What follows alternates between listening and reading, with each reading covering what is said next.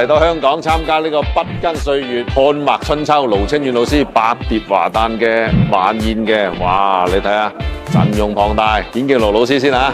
講下先見劉老師先，過嚟飲㗎，有冇攞利是嚟啊？有啊！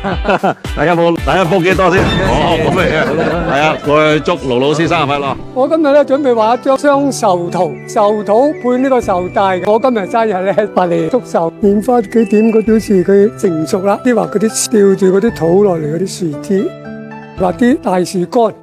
我69年底就跟阿趙少華老師學畫嘅，當時咧有嶺南藝院嘅畢業證書發俾我哋嘅。嗱，我而家畫隻雀仔，先畫咗呢個背脊先。80年代中嗰陣時咧，就過咗台灣嗰邊，出咗一套啊，叫做嶺南派畫法嘅書，就教人哋點樣畫嶺南派嘅花鳥草叢、山水啊、魚啊，人物都有，各方有分解，就容易學咯。教畫教咗幾多年啊？60年都有咯，20零歲就開始教。後生咧就好有呢個幹勁喎，由台北一路教到高雄。我哋作為一個門人咧，係有咁嘅義務同埋能力去做，就盡量去做咯。咧我哋就盡機嘅力量去教導佢哋，成就俾佢哋嗰啲技法。壽帶食土，寓意得壽。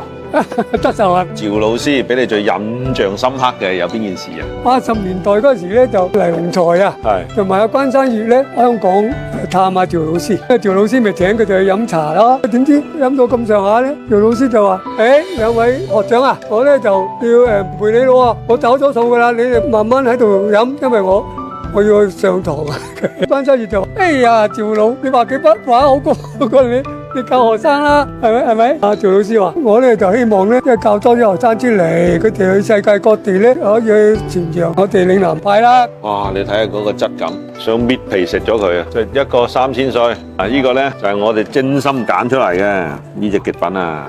哇！燒到3點花油，就係禪煙室啊嘛，禪煙室傳入呢個咧就係我哋古龍窯燒製，所以先燒到咁靚油嘅窯變油。嗱，一點點紫紅，仲要孤品嚟㗎，咁咪一點心意啊！盧老師，盧老師今日咧就係80大壽，哇！真係難得，哇！一路影緊啲教畫啲視頻咯，哇！精妙啊！你睇下，哇！個荷花嗰個花蕊，你睇下，哇！點到？我而家揈啲石佬落，能彩啊！嗱，睇住啊，彈開先，勁啊！